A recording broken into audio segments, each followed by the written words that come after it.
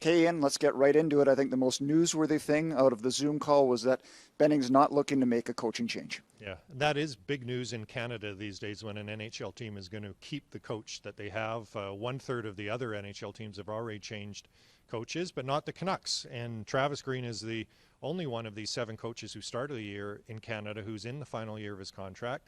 But Benning reiterated that he likes the job that Travis and his staff is doing and that he would like to get his coach re-signed. But he's been saying this for a while, and it still hasn't happened. Obviously, there's a financial issue here in the middle of the pandemic and the NHL recession.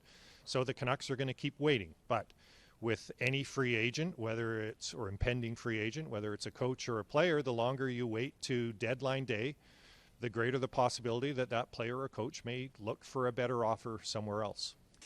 Benning also was preaching patience, which I'm not sure the fan base wants to hear, and he made himself accountable by answering questions, but did he take accountability for where this team is right? Well, he didn't take a whole lot of personal blame for the situation the Canucks are in, although he did say of the Louis Eriksson contract that every manager has decisions that he regrets, but that's part of the business.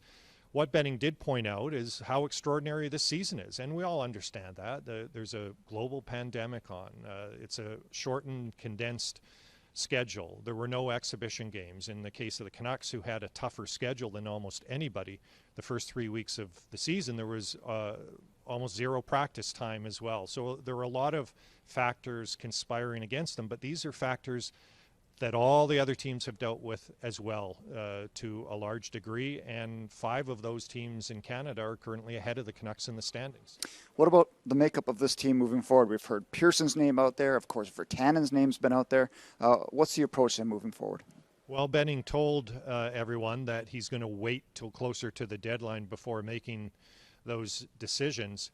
But he also said that given how hard it is to make trades with a closed border and quarantine requirements, that he thinks the Canucks are just going to have to fix themselves from within.